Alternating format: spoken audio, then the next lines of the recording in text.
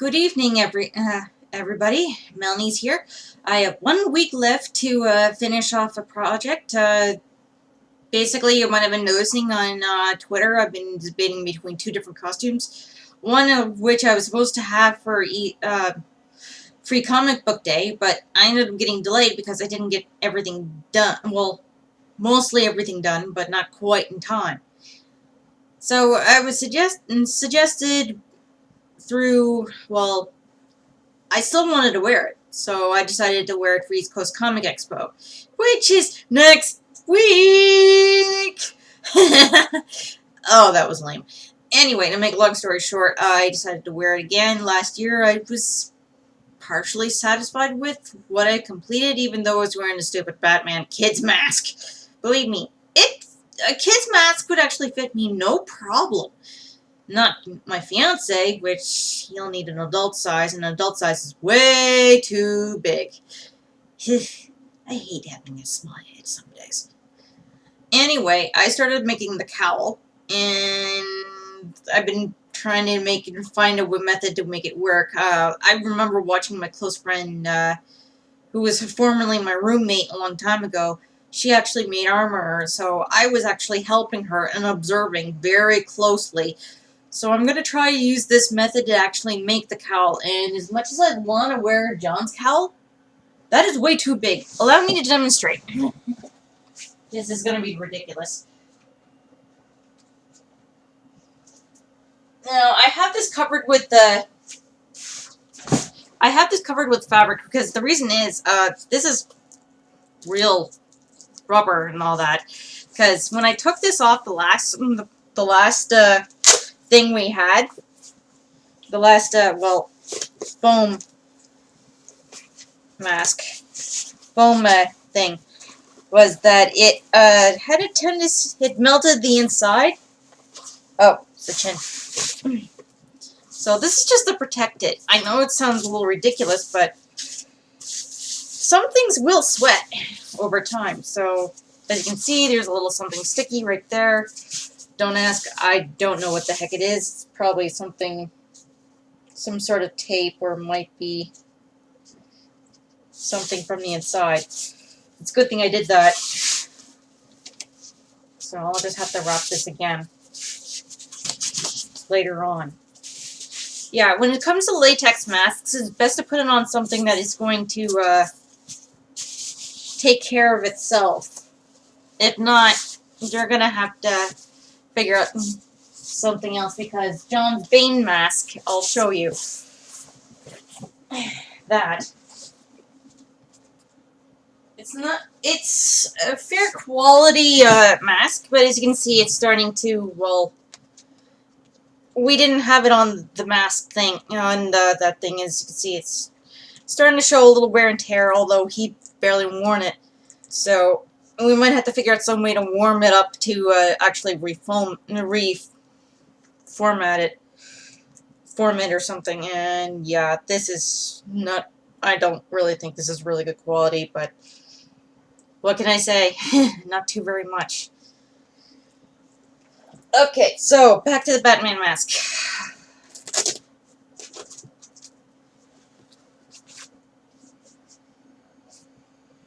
Yeah, it's way too big on me.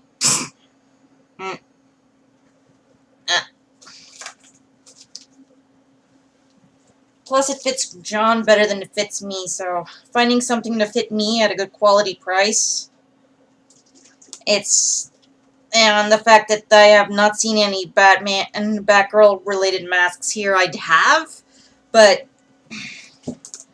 I didn't want to pay something for complete plastic that was gonna hurt my face more than anything else. I mean, the first mask I got, and it was actually made of foam, so I'm using the idea from that. I actually kept it, but I have no idea where it is. So, anyway, I gotta put this back on its thing.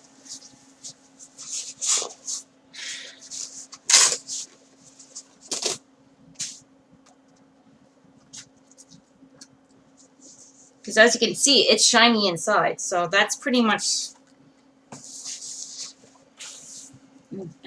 So that's pretty much what you can expect. John got this from the Halloween store when it was here the other year, and he actually won it in his achievement horror video that he did for Arkham Asylum. Is that the nose right there? There we go. And this was actually my idea, because, well, one, I was actually pretty proud that he actually bought it, and two, how can you not? It's awesome! And the fact that he got this for like $40, and you can these easily go on like how much on eBay? Crazy amounts. So that was pretty cool. Just stuff this around. This is actually some hand-me-down cloth that I gotten from a friend that from a close friend. So there we go. Up you go, Batman. Yep.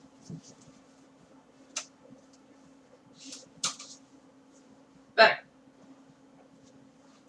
There we go. So as for making my build for Batgirl, I had, did a few things. This was a combination of the original mask that I had. So as you can see, I got the form, the eyes, no problem. And this part right up here was the kid's mask, just to get the ears right. And I started thinking, wait a minute, shouldn't it be a little farther? So using parts of my own head and including the those heads over there behind me, I started figuring out another method. So plan B, I've actually looked online, and I saw a Captain America mask build, so I started using a little bit of more ideas along that line. So that was plan B. So the last one, which is this one right here, was to make another few cuts, and then fold them, especially a cut right here in the center, so it can actually form it the way I wanted it to, so without problems. So far, it seems to be working, so I actually made a better pattern of this, which is right here, uncut, and, well, the outside is cut, but I'll be putting this, using foam, crafter's foam, which you can get at Michael's for $1.50, easily. So, anyway, I knew that this was like a matte, so I was like, okay.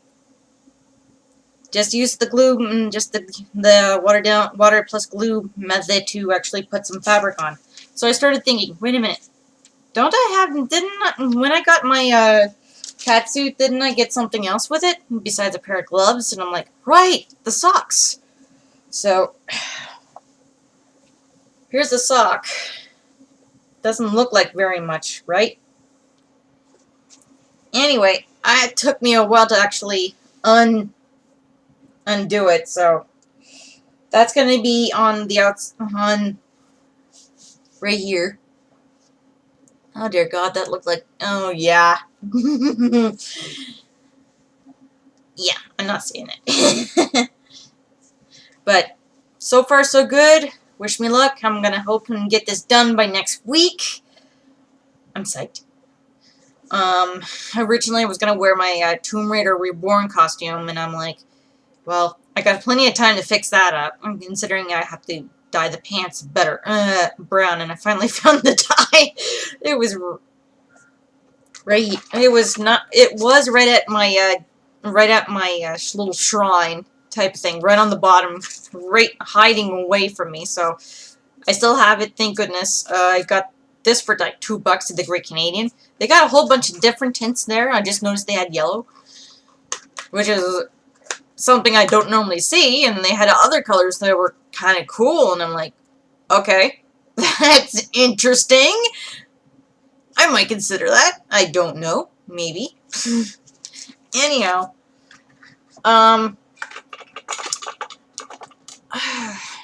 what's that? Anyhow, we've been doing a lot of rearranging and stuff like that. I'm still trying to remember where this and that is. So, and I actually figured out another way to actually organize some stuff too, which was actually using egg cartons for odds and ends. So I even put my rhinestones and some of my beads in there, so that did a perfectly good job. In case if anyone, like, you ever get those little packs of those your hair dye packs, some of them will come with something like this.